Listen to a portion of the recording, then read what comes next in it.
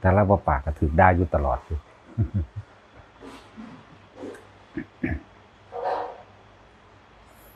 ปัญหาของหมู่เราภิกษุสงฆ์สามเณรทั้งหลายเป็นยังจังบ่เข้าถึงธรรมคือบ่บรรลุธรรมโสดาสกิทาคาอนาคาจนถึงที่สุดอรหันต์เพราะว่าบ่ได้ใส่ใจตัวเองปัญหาคือบ่ใส่ใจตัวเองการใส่ใจตัวเองคือการศึกษาพระวินัยข้อวัดปฏิบัติแบบใดอันใดผิดอันใดถูกอันใดควรบ่ควรบ่รู้แม่นสิบวช20 30 40พรรษาก็สร้างมันเบิ่งบ่ได้ยากเด้เบิ่งคนเข้าหาเบิ่งบ่ยากเลยคนที่มีความสงบคนที่เข้าถึงเรียกว่าบรรลุตั้งแต่โสดาขึ้นไปนี่จิตใจของเขานี่บ่มีเด้ในความสิเบียดเบียนทำร้ายให้ผู้ใดผู้หนึ่งเสียชีวิตและทรัพย์สินตลอดทั้งคนและสัตว์บ่มีความอยากได้อยากดีมีเป็นหยังดอกเขาสิคุมเฉพาะของเขาเองแม้นสิท่านจะถึงขั้นอรหันต์ก็สร้างเขาสิควบคุมตัวเองเขาสิเบิ่งตัวเองอยู่ตลอดนะนี่คือปัญหาของภิกษุสามเณรที่ว่าเขามาบ่ใส่ใจในการที่ศึกษาเครื่องรักษาตัวเองเครื่องรักษาตัวเองคือพระวินัยไปหาใส่ใจผู้อื่นไปจอบไปซ่อมไปจับผิดแต่บ่ได้ให้ความสำคัญกับตัวเองเข้าใจว่าล่ะให้ความสำคัญกับผู้อื่นผู้นั้นเว้านั่นบ่ถูกบ่แม่นบ่ดีผิดไปจังซั่นเด้สิบ่เบิ่งเจ้าของนั่นนะสิ่งที่ไหลออกจากอารมณ์ความรู้สึกตัวตนแท้ๆเนี่ยการเข้าไปตำหนิการเข้าไปจับผิดนั่นแหละคือปัญหาของภิกษุนักบวชทั้งหลายเป็นหยังจังบ่บรรลุมรรคผลเป็นหยังจังบรรลุโสดาสกิทาคาอนาคาเพราะว่ามันไปหาใส่ใจแต่ผู้อื่นไปใส่ใจผู้อื่นเด้อฟังให้ดีๆบ่น้อมเข้ามาเบิ่งความคิดของเจ้าของตอนนี้กูกำลังคิดตำหนิไผกูกำลังมีความเข้าใจผิดหรือถูกยังกับไผอยู่นี่จริงๆมันบ่แม่นเลยเด้นั่นน่ะมันต้องน้อมเข้ามาเบิ่งเจ้าของตลอดไผสิเว้าแนวใดมันก็จำไว้หั่นแหละมันก็ฮู้จักอยู่ดอกแม่นบ่จำมันก็ฮู้จักอยู่ดอกนั่นนี่แต่ว่าบ่แม่นเอาไปใส่ใจจดจ่อแล้วก็หาคนสนับสนุนความเห็นเจ้าของเด้มึงว่าคือกูบ่แม่นบ่จังซั่นจังซี่บ่เด้นั่นแหละที่ว่าบวชมานานๆโดนๆ30-40พรรษาก็สร้างบ่มีคนกล่าวหานั่นเจ้าของบ่ใส่ใจเจ้าของใส่ใจเจ้าของคือพระวินัยในเมื่อความคิดของเฮานี่เบิ่งแต่ว่าความสิผิดสิถูกของตัวเองนี่แหมมันเป็นการละกิเลสแล้วเด้เป็นละความอยากได้ดีมีเป็นแล้วเด้อันนั้นผิดอันนั้นถูกอันนั้นผิดอันนั้นถูกบ่แม่นไปเบิ่งผู้อื่นเด้เบิ่งเจ้าของไล่มาอ่านเบิ่งศึกษาแล้วนี่มันละกิเลสแล้วเด้นั่นซ้ำนั่นก็เลยเบิ่งแต่อยู่ในภายอยู่ในนี่ไงไผสิเว้านั่นใดว่านั่นใดก็สร้างตัวมันบ่แม่นเรื่องข้อขาดบาดตายของเจ้าของสิไปใส่ใจอีหยังคือกันล่ะกับคนมาวัดบัดนี้คือกันหมู่ภิกษุบวชเข้ามาหรือมาจากที่อื่นก็สร้างให้มาเบิ่งเจ้าของเด้บ่แม่นว่ามาเว้าวิจัยวิจารณ์ต่างคนก็ต่างเอาความเห็นเจ้าของออกอ้างกันซื่อๆดิจักบ่ล่ะเอาอารมณ์เจ้าของมันบ่มีไฟฟังไฟดอกความจริงนะคือคนหลายๆที่มาวัดเนี่ยมาเว้าเรื่องความอยากได้ดังใจของเจ้าของให้ผู้อื่นฟังจักบ่ที่จริงมันบ่ฟังกันดอกมันอยากเว้าหั่นนะคือพวกมาฟังนี่แหละแต่ว่ามาต้องนิ่งต้องเงียบนะเบิ่งเจ้าของที่นี่เขาเบิ่งเจ้าของเด้เขาเบิ่งความคิดเจ้าของกำลังไหลไปตำหนิผู้นี้เนาะเขาก็บอกเจ้าของว่ามึงสิตำหนิเพิ่นเฮ็ดหยังมึงละกิเลสนี่เพิ่นได้บ่หรือว่ามึงเฮ็ดหยังให้ผู้ได้ยิ่งกว่านี้อยู่บ่เขาก็ดึงเข้ามาเบิ่งเจ้าของพี่เด้นี่ต่างหากมองมันสิเห็นละกิเลสนั่นนะวนอ่านซับไปซับมาบ่ว่าพระวินัยบ่ว่าพระธรรมคำสอนพระสูตรธรรมบทอภิธรรมวนอยู่ในนี้นั่นละกิเลสละแบบนั้นแหละบ่แม่นว่าต้องตัดอย่างนั้นต้องตัดอย่างนี้เอาแต่โลโก้สโลแกนเอาแต่คำเว้าผู้นั้นผู้นี้ออกมายกมาอ้างเด้แต่ว่าเบิ่งความคิดเจ้าของเองบ่เบิ่งความคิดบ่เบิ่งความรู้สึกก่อนจะเกิดความรู้สึกพอใจหรือบ่พอใจกับไผมันก็เกิดจากเหตุคือจิตเหตุคือใจเหตุคือการนำเข้ามาคิดได้ตองพิจารณาหาว่าผิดหาว่าถูกตัดสินผู้อื่นพูนบ่ได้เบิ่งเจ้าของเด้อตัดสินผู้อื่นตัดสินว่าผิดบ่ควรถูก อันนั้นถูกแล้วอันนี้ดีแล้วแต่บ่เคยเบิ่งตัวว่าอารมณ์นี่เกิดก็จากใส่ทำความเข้าใจซะเฮาละกิเลสให้เพิ่นบ่ได้ดอกแล้วเพิ่นก็มาละกิเลสให้เฮาบ่ได้คือกันนี่แหมบ่มีผู้ใดถอดความคิดเห็นผิดหรือถูกให้ไผได้เด้นั่นแหละหลายๆหม่องที่เห็นมาเฮาบ่ให้มันเป็นแบบนั้นนะไอ้จะก็ว่าถ้าเข้ามาในสถานที่ในโรงธรรมแล้วก็ต้องตั้งใจเบิ่งเจ้าของเบิ่งความคิดเจ้าของนั่นแหละเจ้าของก็เลยเบิ่งความคิดเจ้าของว่ามันกำลังไปคิดตำหนิไผหรือมันอยากเว้าอวดอ้างเรื่องนั้นเรื่องอยากได้ดังใจอยู่บ้านเรื่องทุกข์ใจอยู่บ้านเรื่องลูกหลานเจ้าของบ่ดีเรื่องพ่อแม่เรื่องญาติเรื่องให้เรื่องหน้าบ่ดีแม่นบ่ล่ะส่วนมากมันสิเอาเรื่องนี้มาเว้าอ้างกันเด้ในวัดก็ดีเป็นบ่ล่ะคิดนั่นต้องแน่นอนแนวนั้นอยู่แล้วล่ะดีบ่ดีก็เจ้าของคือบ่เฮ็ดเอามาเว้าให้ผู้อื่นฟังเฮ็ดหยังอยู่ในนี้เข้าใจว่าล่ะจังซั่นแหละผู้นี้ก็แบบเว้าให้ผู้นี้ฟังเว้าที่จริงบ่ฟังกันดอกทั้งสองคนมีผู้ใดถอดกิเลสตัณหาให้กันได้อยู่ว่าอันเว้าเสงกันอยู่นั่นน่ะจักก็ล่ะก็จังซั่นคือจริงแบบนั้นแหละจริงแบบใดจริงว่ามันบ่ถอดให้กันได้ดอกมีผู้ใดซอยไผได้ดอกนอกจากเจ้าของต้องซอยเจ้าของเองตัวแลเป็นที่พึ่งของตนแต่ของนั่นแหละเป็นผู้ต้องเฮ็ดเองแต่ของในเมื่อเจ้าของมาเกิดเองจะไปโทษไผพ่อแม่ก็บ่ได้เฮ็ดให้เกิดเด้อเจ้าของเองได้เป็นผู้มาเกิดโดยความอยากของเจ้าของเองนั่นมันเป็นเรื่องวัตถุธาตุซื่อๆได้อันน่ะพวกเจ้าสมรู้ร่วมคิดกันมีการกระทำร่วมกันเกิดจากจิตเห็นบ่ทุกอย่างมันเกิดจากจิตเกิดจากการสมรู้ร่วมคิดกันจังมาเกิดเป็นผัวเป็นเมียเป็นพ่อเป็นแม่ลุงป้าน้าอาพวกสมรู้ร่วมคิดนำกันเบิดเลยจังก่อกลายมาเป็นเผ่าพันธุ์เห็นบ่เฮามีกรรมเป็นเผ่าพันธุ์สมรู้ร่วมคิดกันนั่นแหละแล้วจังมาเกิดบ่แม่นว่าพ่อแม่เฮ็ดให้เกิดจักว่าล่ะมันเลยมาเกิดเป็นพ่อเป็นแม่เป็นลูกเป็นนั่นเป็นนี่กันสารพัดเพราะความสมรู้ร่วมคิดมันมีผู้ใดมาถอดอันความรู้สึกพอใจและบ่พอใจให้กันได้ดอกในเมื่อปัญหามันเกิดขึ้นที่ตัวเองอยากได้ดังใจก็จ่อเข้ามาติจ่อเข้ามานี่จ่อเข้ามาในความรู้สึกตัวเองน่ะเฮาสิไปโทษไผเฮาสิไปว่าไผเจ้าของมาเกิดเอาเองเด้อนั่นแหละ ทุกสิ่งทุกอย่างเกิดขึ้นจากตนใจเป็นไงเกิดจากจิตทั้งเบิดนั่นแหละความคิดเจ้าของเองถ้าหยุดคิดบ่ได้ก็ไปเกิดเท่านั้นแหละมันสิไปยากหยัง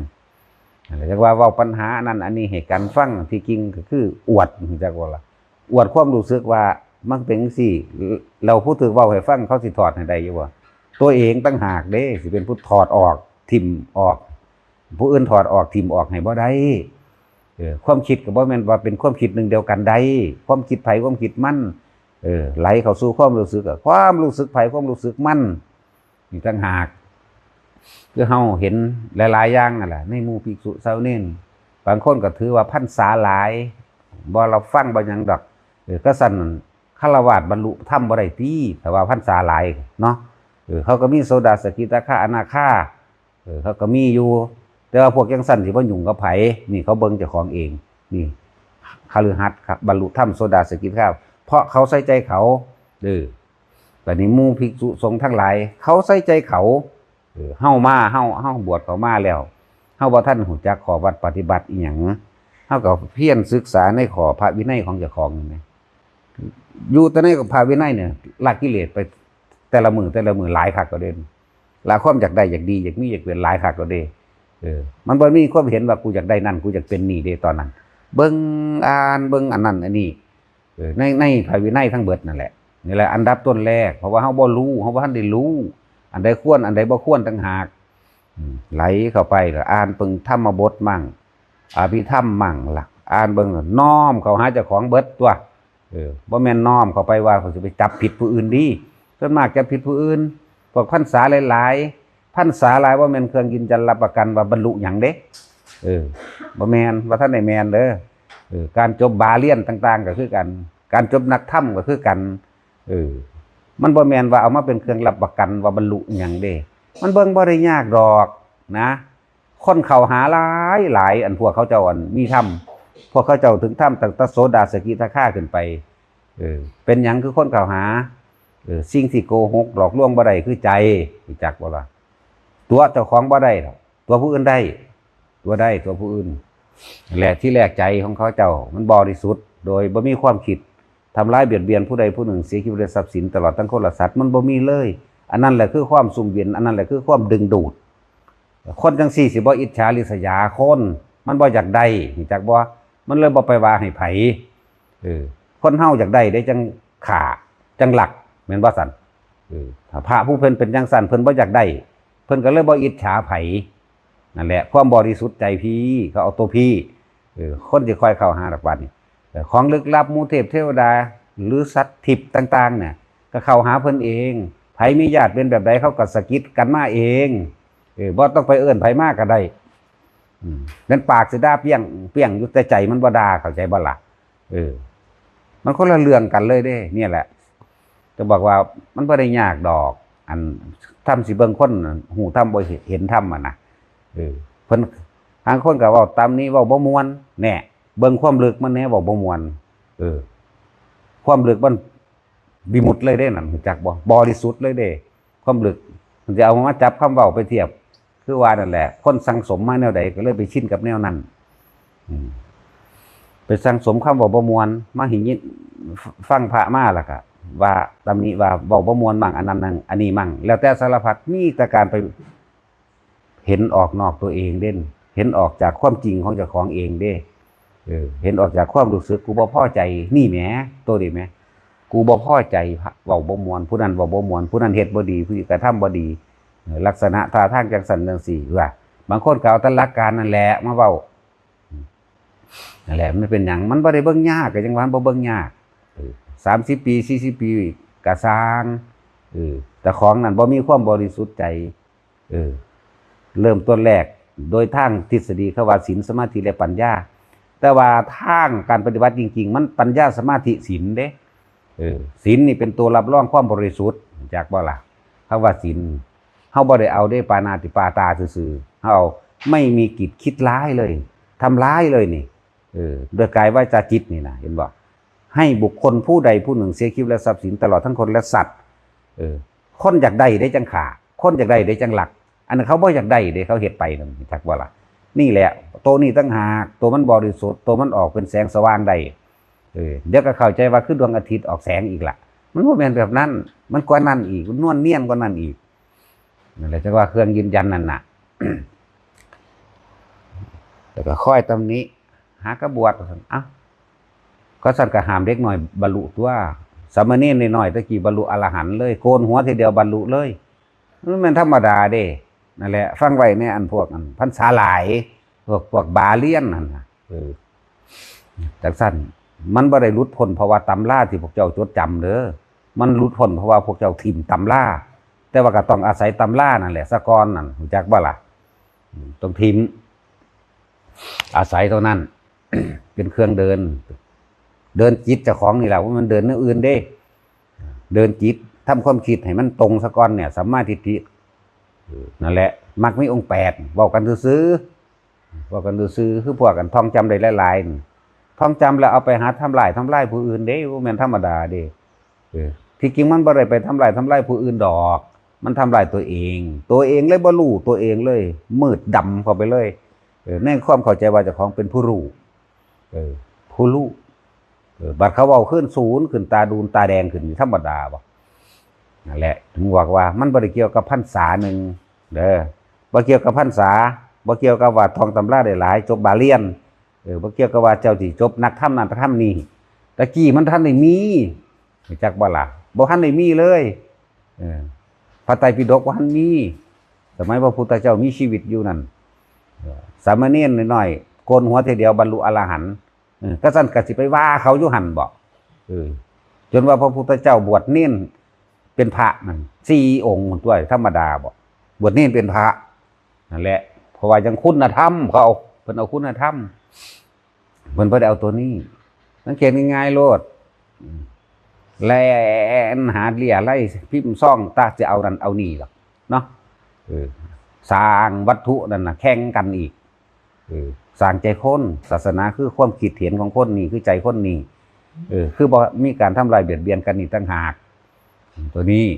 บ่ได้แม่นเอาวัตถุบ่แม่นเอาบาเลียนมาแข่งกันดอกมันบ่อึดได้ล่ะพวกจบไปแล้วก็ศึกออกไปแล้วก็ไปหาอยู่หากินอยู่มันบ่อึดได้พวกพอท่อเก่า 8 มั่ง 7 มั่งเป็นบ่5 มั่ง 3 มั่งเยอะแยะเดี๋ยวเขาออกไปนั่นนะเดี๋ยวพวกอยู่คือกันอย่าอ่านตะบาลีหลายภาษาบาเลียนซื่อมันเบิ่งง่ายๆน่ะบ่ได้เบิ่งยากล่ะนี่บอกวิธีเบิ่งก็ได้นั่นแหละเขาเจ้ามีความบริสุทธิ์ใจทั้งในพี่บ่ได้เฮ็ดเพื่อว่าอยากได้ดีมีเป็นกับไผเขาเจ้าเฮ็ดไปซื่อๆนี่แหละเฮ็ดจังไดมันหนีคนบ่พ้นมันระดึกอยู่กับคนจักว่าถ้าบ่ด่าก็บ่ได้บ่จักหยังบ่ด่าก็บ่ได้มันบ่ฮู้จักนี่แหละมันบ่ฮู้จักตัวนี้เด้อารมณ์นี่แหมมันบ่ฮู้จักว่าภพเกิดขึ้นเพราะว่าความคิดเจ้าของก่อเกิดอารมณ์ในความยึดมั่นถือมั่นอยากให้ได้ดีมีเป็นแบบนั้นแบบนี้นี่ตัวพี่ได้เขาเอาอันนั้นเป็นเครื่องประคองตัวเองเป็นเครื่องรักษาตัวเองในความผิดในความถูกเรื่องพระวินัยถึงบอกว่าหมู่ภิกษุนักบวชทั้งหลายนั่นนะศึกษาพระวินัยใครควรอยู่ในพระวินัยมันก็ละเราเด่นนั่นมันบ่ได้ไปคิดว่าจากได้ดีมีเป็นกับไผเด่นมันอ่านเบิ่งอันนี้เป็นจังซี่อันนี้เป็นจังซี่นี่มีไหมตัณหาบ่ได้แล่นไปความอยากบ่ได้แล่นไปบ่จากได้อันนั้นอันนี้กับไผได้ตอนนั้นอ่านพระวินัยอ่านเกี่ยวกับศีลสมาธิและปัญญาสมาธิศีลอ่านไปอ่านมานี่มันก็ละของมันในตัวอยู่แล้วก็ต้องไปหาจับผิดไผดอกที่เฮาเห็นฟังมานี่พรรษาเท่าใด5นี่อ่านบาลีออกบ่บ่ซั่นจังซั่นแล้วภาษาจังซั่นเดี๋ยวมาอ้างหยังตะกี้มันบ่มีดอกสิบอกให้สมัยพระพุทธเจ้าบ่ทันได้มีบาเลียนดอกจักว่าล่ะเน้นน้อยก็บรรลุอรหันต์บักหลายพุ่นสังกิจจะสมณีนทัพพะละมลบุตรมื้อนี้ข้าวเดียวนึงเขาจะบรรลุภาษีวลีมื้อนี้หลายเยอะแยะสุมาณะสามเณรวัฒนะสามเณรมื้อนี้ก็สั่นก็บรรลุบ่ได้แล้วบวชหน่อยพรรษาทั้งบ่ได้เป็นบ่ได้ใส่ชื่อสมมุติว่าพระ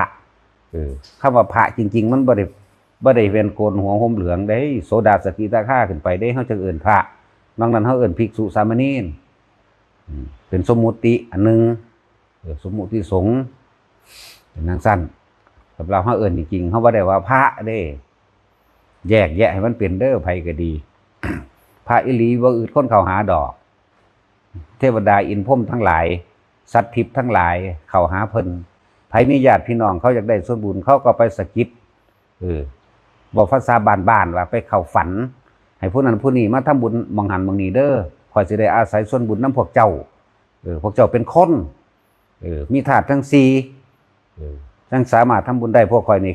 แค่ค่อยยินดีตามซื่อค่อยอนุโมทนานำเวลาญาติมาทำบุญเวลาเขาอุทิศบุญน่ะคนมันเคยมีกรรมรวมกันสมรู้ร่วมคิดรวมกันมันเลยได้น้ำกันก็เลยว่าญาตินั่นแหละเฮ็ดถึงก่อนก็จังสะท้อนออกไปหาผู้อื่นกำลังเจ้าของบ่ทันถึงนั่นแหละถ้าบ่มีหยังเกี่ยวกันมันก็บ่ได้ยังว่ามันได้ก็ได้นิดหน่อยได้ลักษณะว่าแค่ได้เศร้าห่มบางทีเนี่ยนั่นแหละพวกสมรู้ร่วมคิดร่วมกันเลยมาเกิดร่วมกันนี่แหละส่วนลึกๆมันนี่เห็นบ่นี่บ่แม่นว่าถ้าค่อยไปจดจำอ่านบาลีออกบ่วะจังซั่นแล้วบวชหากระบวชจังซี่บรรลุหยังอยู่บ่วะเขาบ่มีไผบรรลุหยังดอกนะแต่ว่าเขามีจิตใจอยู่อย่างเดียวไม่ทำลายเบียดเบียนผู้ใดผู้หนึ่งเสียชีวิตและทรัพย์สินตลอดทั้งคนและสัตว์บ่อยากได้หยังจักอย่างนี่แหมคนเฮามันบ่อยากได้หยังแล้วมันบ่กลับไปฆ่ามันก็บ่ไปลักมันก็บ่ไปตัวไผเด้มันเฮ็ดไปโป่งๆเป้งๆตามภาษามันนั่นมันกิริยาของเขานั่นแหละแต่ว่าน้อมเขามาเบิ่งตัวเองบ่ว่าคนบ่ว่าหมู่ภิกษุนักบวชทั้งหลายนั่นแหละศึกษาเอาแน่อยากได้แต่อรหันต์หลายอรหันต์จินตนาการพวกอรหันต์เอาบักฮุงหักก็ออกจากดอกหักก็บวชนะเฮาศึกษาตัวนี้ซะก่อนเฮาจังเว้าไปมันบ่ได้เบิ่งยากดอกมันทางสิออกมาของมันเองดอกมันสิเป็นของมันเอง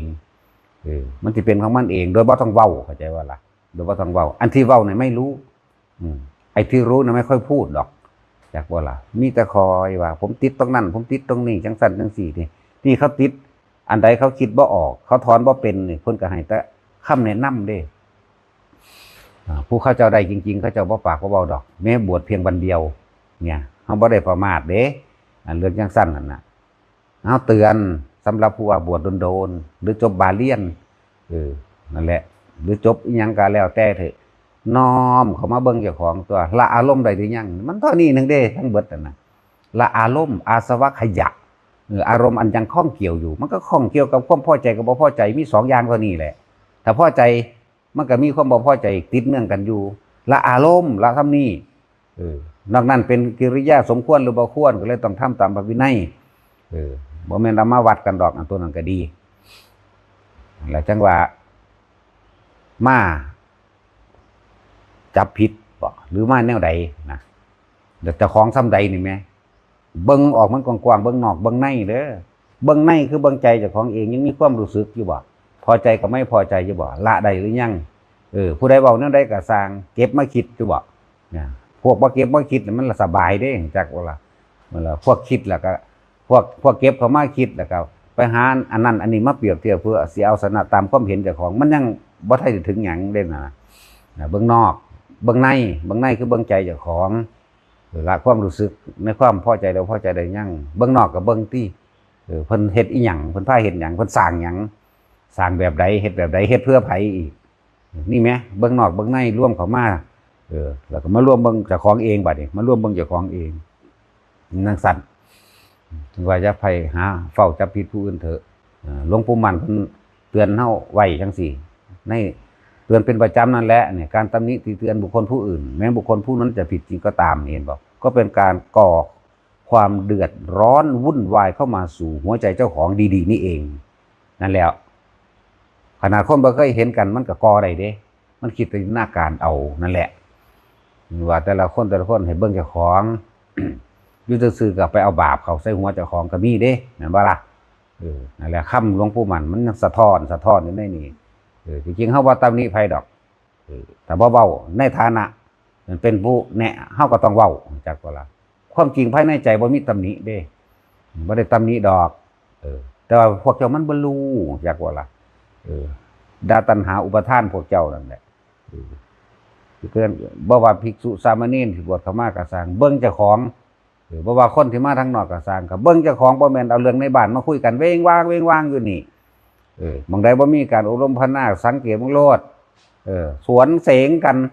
หมู่ภิกษุสามเณรก็บวชเข้ามานี่ก็กินข้าวก็เว้ากันเว้งบางเด้สดน้ำโกเก๊กๆบ่ธรรมดาเด้มันเป็นความจริงดังนั้นนะนั่นแหละมันบ่ได้ศึกษาภายในอันพวกที่มานั่นกันมีแต่พี่น้องเจ้าของดอกมาจังหันจังเพ่นนั่นก็ดีแม่นบ่ล่ะลูกคนนั้นบวชลูกคนนี้ดีบ่ดีโอ้ยกูซะมันยากจักยามใดมันสิศึกดอกก็มีเด้สมมุติว่าลูกหลานบวชไปอยู่หม้องอื่นกลับมาบ้านแล้วโอ้ยจักมันมาเฮ็ดหยังกูยากไปจังหันจังเพ่นแต่บ่ไปก็บ่ได้เขาสิว่ากูแนวนี้ก็มีเนาะจังซั่นแหละ อันนี้เป็นความจริงทั้งเบิดนั่นแหละที่เว้ามานี่จังว่าอย่าเอาปัญหาหรือเอาตัณหาเอาความอยากของเจ้าของมาเว้าให้ผู้นั้นผู้นี้ฟังแหมเขาแก้ให้บ่ได้ดอกคิดเบิ่งดีๆเด้อยายนวลจะเว้าเรื่องนั้นเรื่องนี้ผู้นั้นฟังเขาแก้ให้เจ้าหรอบ่ก็แก้บ่ได้แม่นบ่เขาก็เว้าให้เจ้าฟังเจ้าก็แก้บ่ได้ผู้นั้นต้องถอนลูกศรในหัวใจความยึดมั่นถือมั่นตัณหาอุปทานของเจ้าของเองเด้ถอนตัวนั้นตั้งหากบ่มีผู้ใดแก้ไผได้นอกจากตนเด้อเอาพ่อ